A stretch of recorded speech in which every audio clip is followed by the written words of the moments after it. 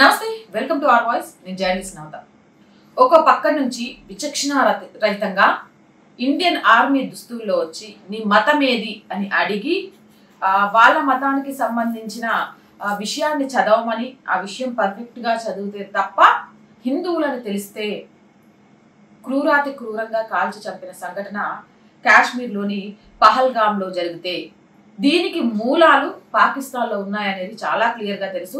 పాకిస్తాన్ ఉగ్రవాదం పాకిస్తాన్ భారతదేశం మీద కక్ష తీర్చుకోవడానికి ఇలాంటి చర్యలు చేసిందని తెలుసు. ఒక పక్క నుంచి ప్రాణాలు కోల్పోయిన కుటుంబాలు కన్నీరు మున్నీరుగా విలపిస్తుంటే ఈ కన్నీటికి కారణం ఎవరు అని ప్రశ్నిస్తుంటే పాక్ సంబంధించిన హైకమిషన్ లో ఏం జరుగుతుందో నేను చూపించిన ఇది స్క్రీన్ మీదో లేకపోతే మీకు వీడియో రూపంలోనే ఎందుకు వేస్ట్ చూపించట్లేదంటే ఇది నేషనల్ ఛానల్స్ లో వచ్చిన వీడియో, మనకు కాపీరైట్ ఇష్యూస్ ఉంటాయి కాబట్టి నేను ఇక్కడే చూపిస్తున్నాను చూడండి.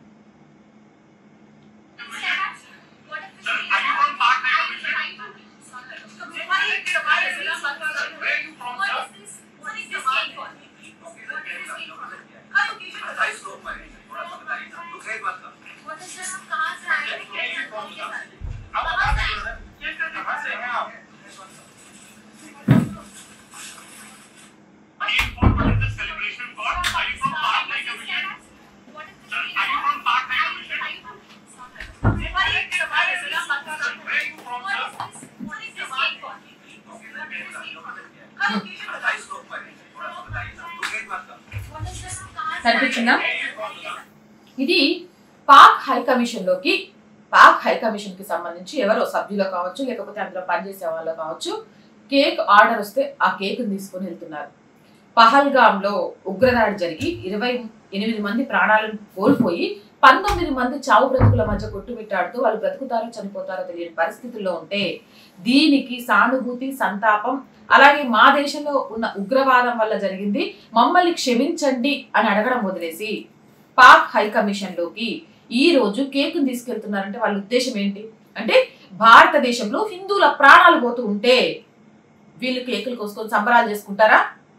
ఇలాంటి పాకిస్తాన్ మన మిత్ర దేశం మన పక్క దేశం అని రెస్పెక్ట్ చేయాల్సిన అవసరం ఉందా? పాక్ ముస్లింలు ఎప్పటికైనా భారతదేశానికి ఖచ్చితంగా శత్రువులే. అలాంటి వాళ్ళని ఈ దేశంలో అడుగు పెట్టకుండా ఉండేందుకు ఎన్ఆర్సీ యూసీసీ లాంటివి వెంటనే అమలు చేయాలా వద్దా? సమాధానం చెప్పండి.